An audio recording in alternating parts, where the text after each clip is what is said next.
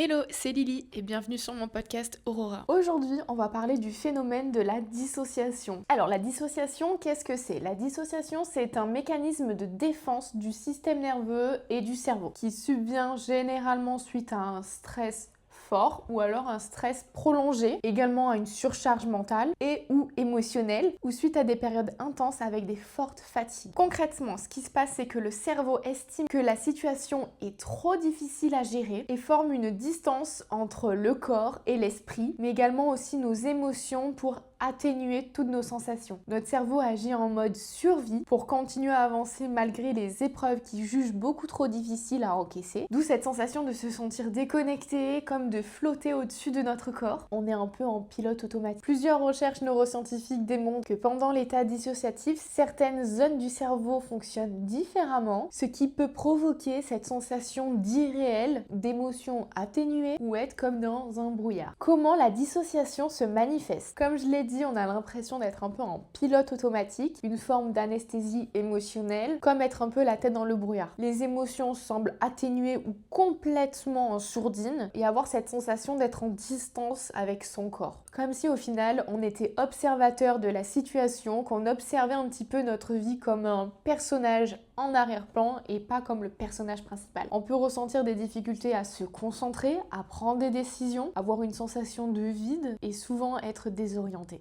Maintenant, je vais vous parler de moi, de mon expérience et ce que j'ai fait pour m'en sortir. Alors déjà, je pense qu'on a tous plus ou moins expérimenté cette dissociation à petite échelle. Généralement, j'avais un petit peu cette dissociation quand j'étais fatiguée ou quand je vivais un petit peu des situations de stress, par exemple les partiels, etc. Comme si en fait, j'étais pas vraiment là. Ça a duré généralement une journée, deux maximum, mais jamais bien plus. Cependant, je l'ai malheureusement expérimenté sur du long terme. J'ai fait un podcast sur le fait que j'étais en mode survie et justement j'aborde ce fait d'avoir été en dissociation entre mon corps et mon esprit pendant plus de 6 mois, quelque chose comme ça. Je vais être complètement honnête avec vous, j'ai très peu de souvenirs de cette période-là. J'en ai qui reviennent un peu par bride, mais j'en ai très peu. En fait, c'était devenu mon quotidien. Je me rappelle précisément du moment où j'ai commencé à être en dissociation de manière répétée, de manière constante. Mais suite à cela, je n'ai très peu de souvenirs. Ce que je me souviens, c'est que j'étais très mécanique, tellement bien que j'avais peur, puisqu'à ce moment-là, j'étais en stage en laboratoire avec des molécules, avec des solvants, avec des composés qui peuvent être plus ou moins toxiques, voire très toxiques, ou des machines qui peuvent être dangereuses si on les utilise mal. Et je me rappelle qu'au début, c'était compliqué parce que j'avais l'impression comme de dormir debout,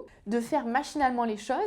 Et je me faisais un peu peur parce que je me disais, mais en fait, t'es là, t'es consciente que t'es là, mais en même temps, pas vraiment en fait. C'est comme si j'avais la tête dans les nuages à longueur de journée. Et ça, c'était quelque chose qui m'a beaucoup fait peur. Et suite à cela, les mois suivants, j'ai honnêtement très peu de souvenirs. Mon cerveau s'est complètement recentré sur l'instant présent. La mémoire à long terme, il n'y en avait pas. Je n'arrivais pas à me concentrer. Alors maintenant, la partie la plus intéressante du podcast, c'est comment j'ai fait pour m'en sortir, ce que j'ai mis en place pour m'en sortir. Est-ce que je m'en souviens? Alors oui, je me souviens très bien de tout ce que j'ai mis en place. Ça a été d'éliminer le stress. À cette époque-là, je souffrais d'anxiété généralisée. C'est pour ça d'ailleurs que tout a tendu vers la dissociation et le mode survie. Et ce que j'ai fait pour aller mieux, c'est tout simplement éliminer les sources de stress, les sources d'angoisse. Alors il y a des sources que je ne peux pas, que c'est indépendant à ma volonté. Je vous en ai déjà parlé, je suis victime de harcèlement. Et du coup, ça, je peux pas l'arrêter. Sinon, je l'aurais fait depuis longtemps, mais j'essaye vraiment de prendre du recul sur la situation. Je vais voir une thérapeute par rapport à ça, justement, pour essayer de me concentrer sur moi, sur mes émotions, plutôt que l'impact que l'harcèlement a sur moi. J'ai également éliminé les personnes qui me drainaient de mon énergie. En gros, je me suis littéralement recentrée sur moi, sur mes priorités, sur mes besoins. Et rapidement, je suis sortie de ce mode survie, de cette dissociation, justement parce que j'étais beaucoup plus alignée avec moi. J'avais pas des personnes qui me tiraient vers le bas. J'avais des personnes qui étaient là pour moi, qui m'écoutaient, j'étais soutenue. Je prenais ma santé mentale en main. Je fais encore de l'anxiété. Je pense être en période de transition entre l'anxiété généralisée et l'anxiété. Ça arrive que je sois en période de grosse anxiété et que ce soit pas pour autant lié avec une grosse période de stress, etc. C'est juste mon corps, il a tellement été habitué pendant des années à être sous anxiété généralisée que j'ai des séquelles.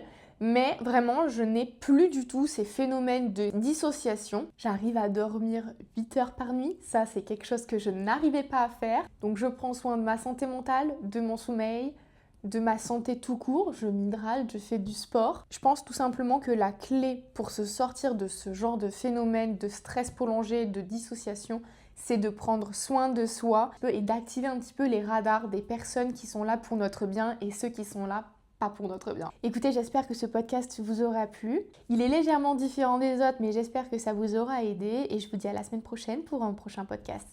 Bye!